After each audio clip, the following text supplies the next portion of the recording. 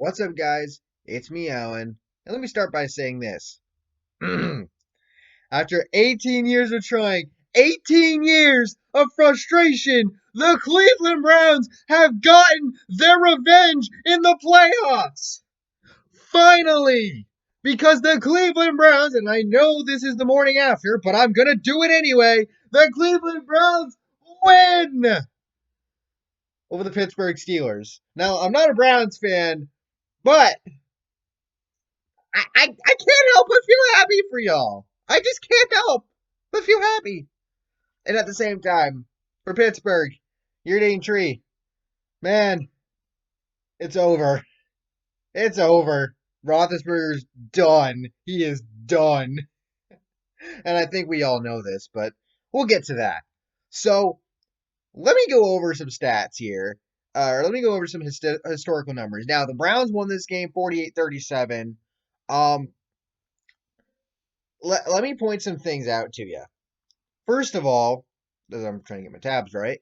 First of all, for the Browns, this is their first playoff appearance since 2002, when they lost to the Steelers 36-33 after being up 17-7 at the half and 24-14 after three quarters. This is their first playoff win since 1994 in the AFC wildcard round against my New England Patriots. I wasn't alive at the time, but I'm going to say it anyway. And by the way, Bill Belichick was the Browns head coach back then. How about that for a throwback? And guess what? So they won that game 20-13. Guess who they had to play in the divisional round? Oh yeah, Pittsburgh. Guess who they lost to? Pittsburgh. They lost 29-9. And this is their first road playoff win for Cleveland since 1969. Yeah, it's been that long. Okay?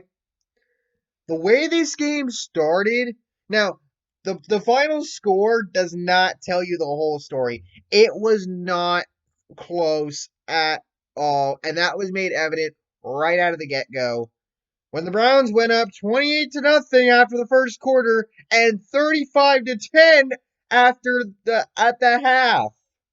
Yeah. And you know how it all started? Let me think about it. Remember Super Bowl 48? First play of the game, Denver Broncos against the Seattle Seahawks. Snap goes over Peyton Manning's head and it ends up becoming a safety. Yeah, that happened in this game, only it was for a touchdown. Cleveland scored. Yeah. And then Roethlisberger gets the ball back, drives a little bit, throws an interception. Yeah, that's how the game went, pretty much. 28-0 after the first quarter. Oh my god. I was watching Urinating Trees stream on the TV. I had Grossi's stream on my laptop. And oh, the salt was flowing. Holy shit. Now, Pittsburgh did get their shit together and scored 13 points in the third and made it 35-23. They failed on a 2-point conversion at one point. And then they scored another 14 points in the fourth quarter, but the Browns also scored, which is the thing that matters, because they won the game. So, I want to talk about Roethlisberger's performance because holy shit. 47-68. Yes, he threw 68 fucking passes in this game for just over 500 yards. 501 to be exact. 4 touchdown passes, 4 interceptions. Holy shit. And you're probably wondering, how the fuck did he throw almost 70 times for just over 500 yards? Look at the running game. James Conner, 11 carries, 37 yards, 1 touchdown. Benny Snell Jr., 2 carries, 13 yards. Derek Watt, the fullback, 2 carries, 2 yards. Ben Roethlisberger, 1 carry, 0 yards. Yeah, they have no running game whatsoever, even with James Conner there. They've been having Ben Roethlisberger throw the ball so much, and the thing is that when they went 11-0, they were going up against a paper soft schedule up to that point. You could argue that had the Steelers not been exposed against Washington, had they beat them, I think they would have still lost to Buffalo. The Bengals loss, I don't think anybody saw coming, but it happened. Honestly, I feel like you look at the Steelers' schedule, look at how they played early on, even though that they did play like shit at times. You look at the Cowboys game, for example. Um, I honestly feel like if they could have just held up that dominance, they could have at least won 13 or 14 games. They ended up going 12-4, winning the division because Cleveland lost to the Jets, and then they lost to Cleveland 1 week after losing to Cleveland, and then yeah. Um, but big thing here is the way that Ben Roethlisberger played in this game. He's done. He's done. Y'all got to remember, he suffered that elbow injury last year, and that has hurt him a lot. And this year, again, I think because of the paper soft schedule that the Steelers had to start the year, it kind of looked like maybe he was doing better than we thought. No, he just wasn't. He just didn't have to go up against really good teams. Again, Washington was a decent team that they, when they lost to them, and then the football team just outplayed them. The Bills game, they got outplayed badly. Um, and then again, the Bengals game was just that was insane.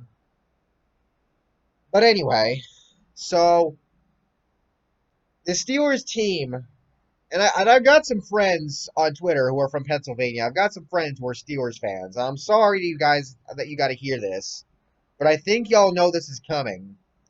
Big Ben is done. He's done. He needs to fucking retire, or he needs to get cut, and the Steelers need to deal with the dead cap for a year until his contract's up. He's done. He is not the same quarterback he was. He's done. He's probably going to end up in the Hall of Fame, but he's done. He's done. Now, you have Mason Rudolph, you have Josh Dobbs. We'll see what happens with them. On the issue of Juju Smith-Schuster, I don't know. I think his contract's up after this year. I don't know if you bring him back. Yes, he's a decent wide receiver. Some would say he's a good one, but he's not on the level in terms of playmaking ability. I don't think he's on the same level that Antonio Brown once was for this team, and I really don't think right now in this culture, I don't think he's going to get there. I think if you give him a change of scenery, give him whatever, he'll change, and I think he'll become the wide receiver that the Steelers were hoping they were getting. And I'm not saying that Juju's a bad receiver. He's not. He's a good one, but he's like a second or third string wide receiver playing, or being having to be the number one guy, and he's not that. It's kind of like Kyrie Irving. He's more suited as a Robin than as a Batman. Juju is more of a Robin in the wide receiving corps than he is a Batman. Antonio Brown was that Batman, and Juju was the Robin. What can I say? But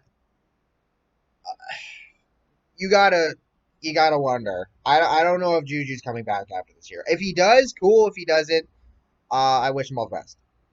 Mike Tomlin. I don't know what you do with him after this game. Once again proved how bad he is at when it comes to dealing with game planning. Because here's a crazy thing that I saw come up. Cleveland only practiced 1 day this past week, prior to this game. Because remember, Kevin Stefanski, their head coach, out with COVID. Two of their top two corners out with COVID. One of their offensive linemen, Joel Bitonio, who's been there for a long while, out with COVID. Hell, I would have laughed if they brought Joe Thomas back for the game, just for the heck of it. Because hey, Joe Thomas really never got to see this kind of success, and I know it's only a 1 year thing, but yeah, whatever.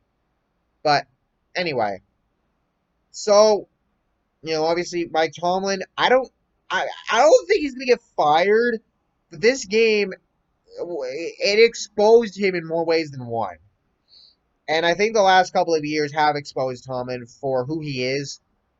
We've always seen it, but I feel like this was a culmination of all of that. Obviously, Randy Fichtner, one of the coordinators, he needs to go. You just ask your name tree. He needs to go. Fichtner needs to go. Uh, I mean, honestly, this Steelers team, it's it's done. It's done, honestly. And a lot of these stats that Roethlisberger put up came in garbage time, which was most of the game, on obviously. But yeah. So with that said, looking at the Steelers, or sorry, looking at the Browns, I mean, Baker threw 21 to 34, 263 yards, 3 TDs. Nick Chubb had 18 carries for 76 yards. Kareem Hunt had 8 carries for 48 yards and a couple of TDs. Jarvis Landry, Nick Chubb, and Austin Hooper all caught a touchdown pass. Um, Freaking MJ Stewart got one of the interceptions. Sheldrick Redwine got one.